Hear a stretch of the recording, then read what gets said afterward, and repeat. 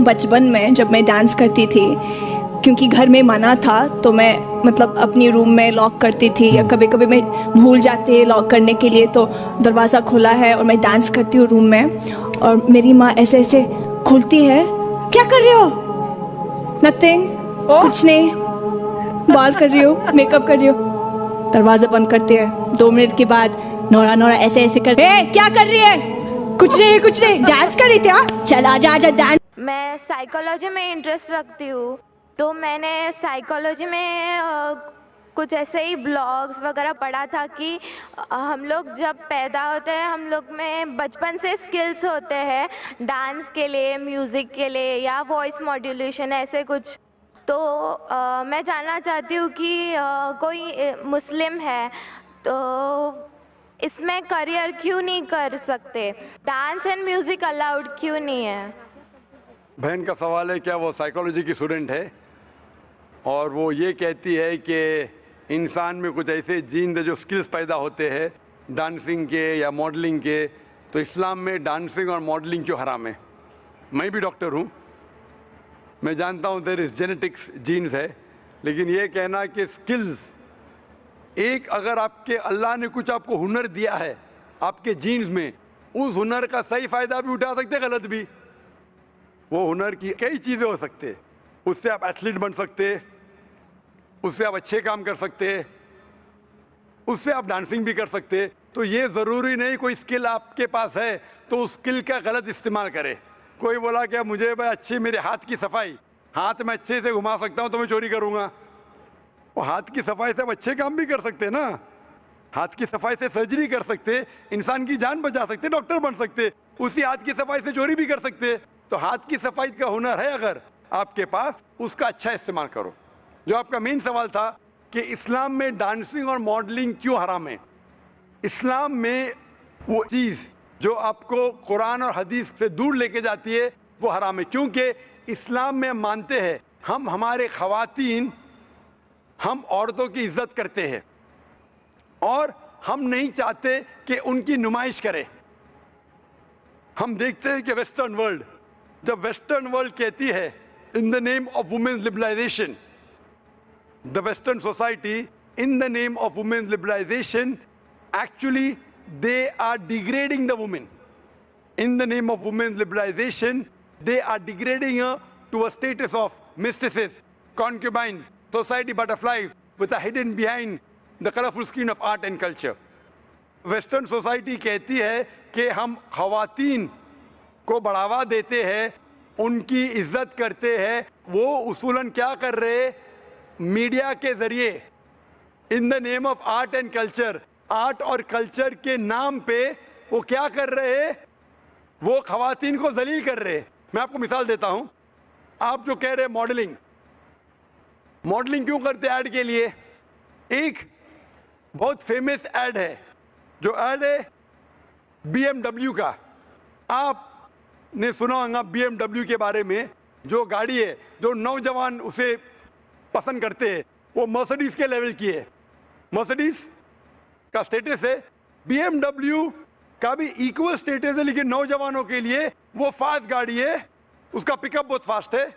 उसके अंदर एक ऐड में, एक मशहूर ऐड के बारे में मुझे एक शख्स ने कहा कि BMW की मशहूर ऐड है जिसके आगे एक लड़की खड़ी है बिकिनी के साथ, और वो ऐड के आगे लिखा है test drive her now, who the girl of the car. Test drive her now मतलब इसको घुमाओ। किसको? लड़की को क्या गाड़ी को? तो इस ऐड के जरिए ये ऐड हमारी ख़वातीन, हमारी वालदा, हमारी बहन, हमारे बीवियों को बेच रहा है। मैं पूछता हूं, गाड़ियां अक्सर आदमी चलाते, ख़वातीन थोड़ी। फिर भी आदमी को मुतासिर करने के लिए ये मॉडलिंग के जरिए, ये डांसिंग के जरिए ख़वातीन की नुमाइश हो रही है। तो ये western culture in the name of women's liberalisation वो क्या कर रहे? वो ख़वातीन को जलील कर रहे। इसीलिए इस्लाम में, जैसे कि मैंने कहा मेरे तकरीर में, हम ख़वातीन की इज्जत करते और हिजाब में मानते हैं। इसीलिए हम हमारे ख़वातीन की नुमाइश नहीं करते। इसीलिए ख़वातीन का सारा जिस्म ढका होना चाहिए, صرف چہرہ اور ہاتھ دکھ سکتا ہے. اسی لیے یہ ڈانسنگ اور ماڈلنگ قرآن و حدیث کے خلاف ہے, اسی لیے اسلام میں خلاف ہے. Hope the answer the question. میں ویٹی میں کام کرتی ہوں, کاؤنٹنگ میں. میرا سوال یہ ہے, مسلم کاسٹ میں نبیوں کو بھیجتے ہیں کہ ہندو مسلم سکھ عیسائی سب ایک ہے, تو پنڈت لوگ کو بھی اللہ تعالیٰ نے بھیجا ہے کہ سب کاسٹ ایک ہی ہے, تو وہ ایک بھی بار ہم لوگوں کو بولتے نہیں ہے کہ سب ایک ہی ہے, وہ صرف اپنا ہی بولتے ہیں, ایسا کیوں؟ بہن نے سوال کیا ہے کہ مسلم مذہب میں کہتے ہیں کہ ہندو مسلم سب ایک ہے, لیکن ہمارے پنڈت ایسا نہیں کہتے, کیوں؟ اگر قرآن پڑھیں گے تو جیسا میں نے کہا کہ مذہب اللہ کے نزدیک ایک ہی ہے, اسلام اور کوئی نہیں. اسلام مطلب امن حاصل کرنا اپنی خواہشیں اللہ کے احکامات کے مطابق.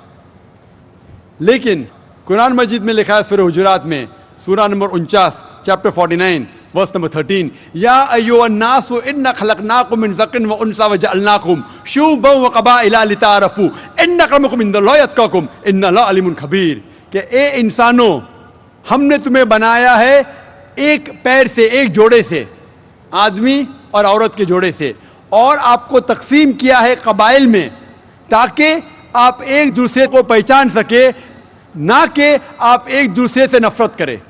اور سب سے بہترین انسان وہ ہے جو تقوی رکھتا ہے. تو سارے مذہب کے لوگ ایک نہیں ہیں, سارے انسان ایک ہے. ایک انسان دوسرے انسان سے اونچا دولت کی وجہ سے نہیں ہے, جنس کی وجہ سے نہیں ہے, عمر کی وجہ سے نہیں ہے, پیسے کی وجہ سے نہیں ہے, لیکن ہے تقوی کی وجہ سے. تقوی مطلب پائٹی, رائچسنس, جس کو اللہ سبحانہ و تعالی کا زیادہ خوف ہے, جو اللہ سے زیادہ قریب ہے, وہ انسان اونچا انسان ہے. نہیں تو سارے انسان یکساں ہے. جہاں تک کہ آپ نے کہا کہ پنڈت لوگ یہ کیوں نہیں کہتے کہ سارے انسان سیم ہیں, کیونکہ جب آپ ہندو مذہب کی کتاب پڑھیں گے, وید اور باقی کتاب, اس میں لکھا ہے کہ خدا نے اپنے سر سے پیدا کیا برہمن کاسٹ کو, اپنے چھاتی سے پیدا کیا شتریہ کلاس کو. برہمن مطلب لرنڈ کاسٹ, ودوان کلاس. شتریہ مطلب وارڈیئر کاسٹ, سولجرز. اور اپنے تھائی سے, اپنے جانگ سے یا اپنے پیٹ سے پیدا کیا ویشیاس, بزنس کلاس. اور اپنے فیٹ سے, پیر سے پیدا کیا شودرا. اور یہ کاسٹ سسٹم جو لکھا ہے آپ دیکھیں گے منوسمرتی میں ہے, وید میں ہے, یہ اس میں مانتا نہیں ہر ہندو. کیوں؟ کیونکہ یہ انسانیت کو تقسیم کرتا ہے. ہمارے اسلام میں سارے انسان, چاہے گورا یا کالا, امیر یا غریب, راجا یا فقیر, اللہ کے نزدیک انسان یکساں ہے. اونچا تب ہوتا ہے جب تقوی زیادہ ہے تو اور اچھا انسان ہے. تو ہم مانتے ہیں کہ پیسے سے یا رنگ سے یا جات پات سے انسان جنت میں نہیں جا سکتا ہے.